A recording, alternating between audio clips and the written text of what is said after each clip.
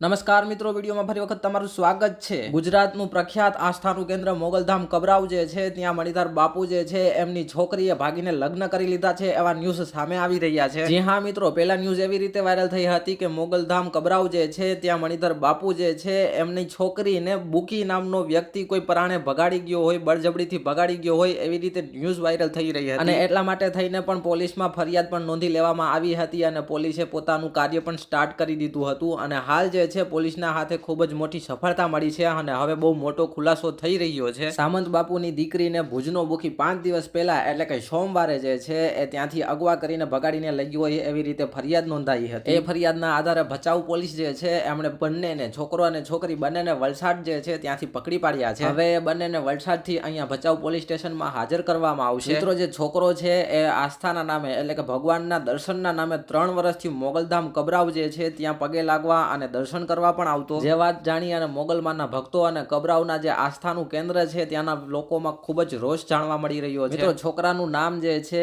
એ ઓમ ડાભી તરીકે અત્યારે સોશિયલ મીડિયામાં સામે આવી રહ્યું છે અને એ ભુજનો રહેવાસી છે એવું પણ જાણવા મળી રહ્યું છે। ઓમ ડાભી જે છે એને થોડા સમય પહેલા જ લાખોની કિંમતની ફોર્ચ્યુનર કાર જે છે એ રોકડે લીધી હતી અને એના લીધે એ હમણાં ખૂબ જ ચર્ચામાં રહ્યો હતો અને મિત્રો, હાલમાં જ બંનેના સોશિયલ મીડિયા પણ ફોટોસ પણ વાયરલ થઈ રહ્યા છે જેમાં બંનેએ પોતાની મરજીથી પ્રેમ લગ્ન કરી લીધા હોય અને કોર્ટ મેરેજ કરી લીધા હોય એવી રીતે સર્ટિફિકેટ અને ફોટોસ વાયરલ થઈ રહ્યા છે અને હવે જે છે છોકરો અને છોકરી એ બંનેને પોલીસ સ્ટેશન હાજર કરવામાં આવશે અને છોકરીના પરિવારવાળાઓને પણ પોલીસ સ્ટેશનમાં હાજર રહેવાનું રહેશે અને છોકરો જે છે એમના પરિવારવાળા પણ પોલીસ સ્ટેશનમાં હાજર થઈ અને શું નિર્ણય લેવામાં આવશે, શું કાર્યવાહી કરવામાં આવશે એના ઉપર અત્યારે પોલીસ જે છે એની ચૂપ્પી સામે આવી રહી છે। પરંતુ જો બંનેએ પોતાની મરજીથી કોર્ટ મેરેજ કર્યા હશે તો આમાં ના તો પોલીસ કંઈ દખલ અંદાજી કરી શકે છે, ના તો છોકરીના ઘરેથી મતલબ છોકરીની ફેમિલી તરફથી કોઈ દખલ અંદાજી કરી શકે છે અથવા તો છોકરાના ફેમિલી તરફથી પણ કાંઈ આમાં દખલ અંદાજી મારા અંદાજે ના થઈ શકે। બાકી આ સમગ્ર મામલા પર તમારું શું કહેવું છે એ કોમેન્ટમાં જણાવી દેજો મિત્રો।